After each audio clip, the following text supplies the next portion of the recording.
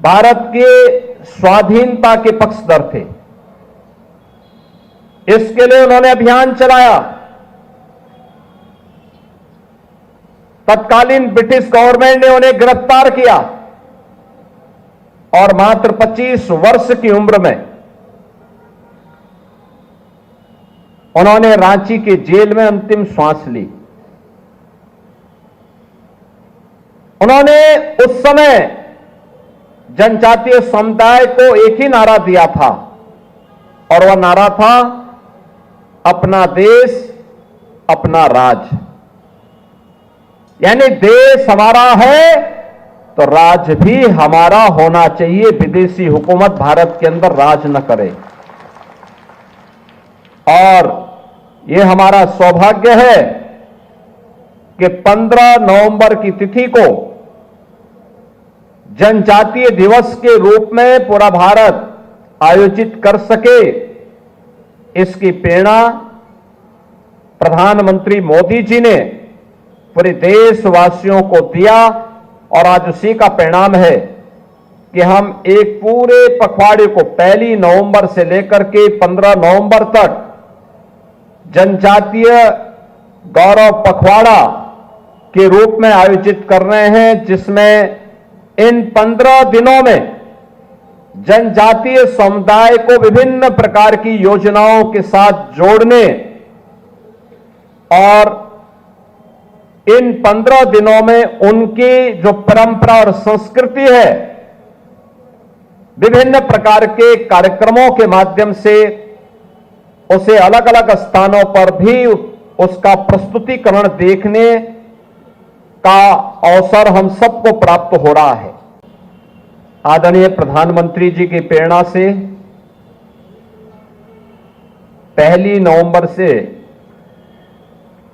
15 नवंबर तक पूरे देश के अंदर जनजातीय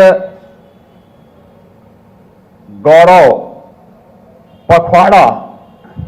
आयोजित किए जा रहे हैं। जनजातीय समुदाय को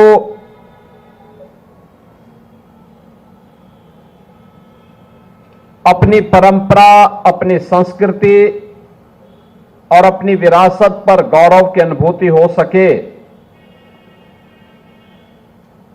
उन्हें समाज और राष्ट्र की मुख्य धारा के साथ ही उन्हें सम्मान के साथ आगे बढ़ने के लिए एक बेहतर प्लेटफॉर्म उपलब्ध किया जा सके, इस देश से जनजातीय गौरव पखवाड़ा के क्रम में आज जनजाति भागीदारी उत्सव का आयोजन प्रदेश की राजधानी लखनऊ में किया जा रहा है। ये जो उत्सव है, जिसमें देश भर के 22 राज्यों से आए हुए जनजातीय समुदाय के कलाकारों के द्वारा जनजातीय संस्कृति और वहां की परंपराओं के बारे में अपना प्रदर्शन करने के साथ ही अनेक प्रकार के कार्यक्रमों को इस दौरान यहां पर प्रस्तुत करने का कार्य हो रहा है। खासतौर पर सांस्कृतिक समागम और यात्रा, जिसमें मैं 22 राज्यों के इन कलाकारों को इन कार्यक्रमों के साथ जुड़ने का अवसर प्राप्त हो रहा है।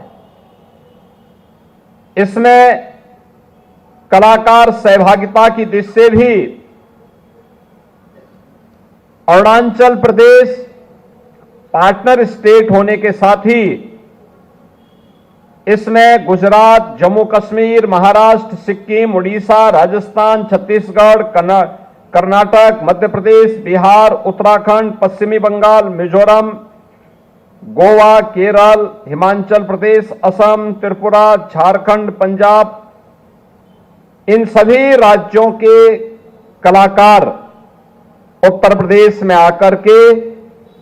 इस जनजाति भागीदारी उत्सव में सहभागी बन रहे हैं। इस कार्यक्रम में एक हस्तशिल्प और कला प्रदर्शनी का भी आयोजन किया गया है और साथ साथ एक व्यंजन मेला भी लग रहा है, जिसमें जैवनार और देसी स्वाद जो जुड़े हुए हैं उनको भी यहां पे प्रस्तुत करने के साथ ही जनजाति साहित्य को समर्पित साहित्यिक और विकास मंच, जो जनजातीय साहित्य के साथ साथ धरती आबा के प्रति हम सम्मान का भाव व्यक्त कर सकें, इसको समझने देखने का एक मंच हम सबको प्राप्त हो रहा है। बहनों और भाइयों, यह वर्ष हम सबके लिए कई मायनों में बहुत महत्वपूर्ण है। यह वर्ष भारत शिल्पी लौह पुरुष सरदार वल्लभ भाई पटेल की 150 वर्ष जयंती के पूरे होने का वर्ष है। यह वर्ष धरती आबा भगवान बिरसा मुंडा की जयंती के 150 वर्ष पूर्ण होने का वर्ष भी है। याद करिए, 31 अक्टूबर 1875 को लौह पुरुष सरदार वल्लभ भाई पटेल का जन्म होता है और 15 नवंबर 1875 को धरती आबा भगवान बिरसा मुंडा का जन्म होता है। यह वर्ष भारत का राष्ट्रगीत वंदे मातरम के भी 150 वर्ष में प्रवेश करने का वर्ष है। यानी एक अमर गीत जिसने भारत की जनचेतना को जागरूक करते हुए भारत की स्वाधीनता को एक नया मंत्र दिया था, उसके भी 150 वर्ष पूर्ण होने की ओर अग्रसर हुए हैं। और यह वर्ष भारत के संविधान, जैसे बाबा साहब भीमराव अंबेडकर ने जिस संविधान को भारत जैसे देश के अनुकूल बनाया था, जो स्वतंत्र भारत की एकता और अखंडता का एक आत्मा बन गई, भारत के संविधान के भी अमृत लागू होने के अमृत वर्ष में हम लोगों ने प्रवेश किया है। यानी इतनी उपलब्धियों से जुड़ा हुआ यह वर्ष इस समय हमें धरती आबा भगवान बिरसा मुंडा के प्रति कृतज्ञता ज्ञापित करने और उनके प्रति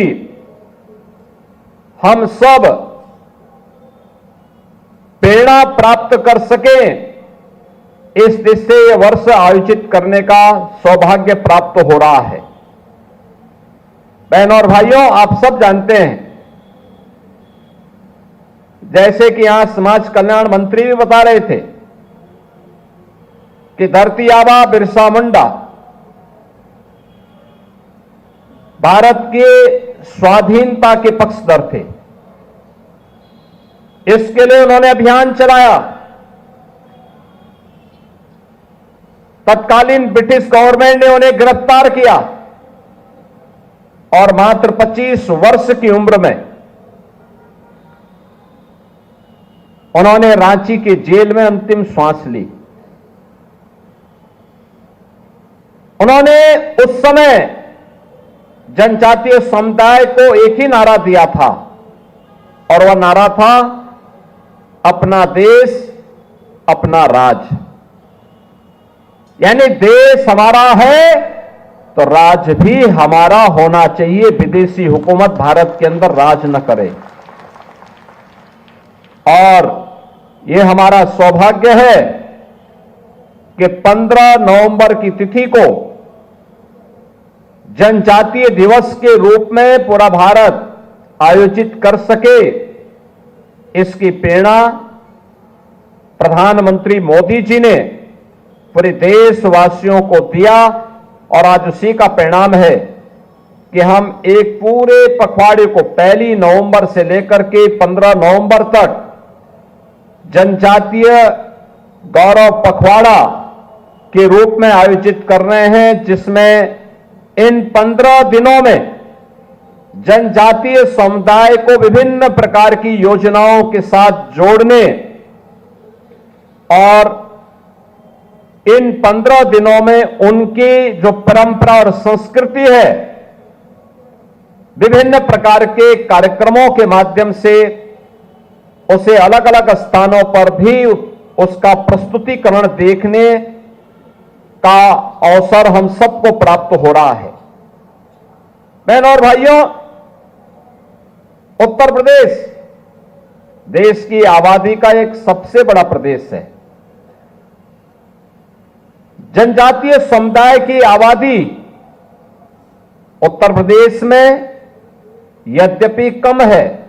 कुल आबादी की तुलना में आप देखेंगे तो काफी कम है, लेकिन मुझे अब देख करके प्रसन्नता होती है। पहले हम सरकारी नौकरी के विज्ञापन निकालते थे तो सरकारी नौकरी के विज्ञापन में अनुसूचित जाति की सीटें पूरी नहीं भरी जाती थी।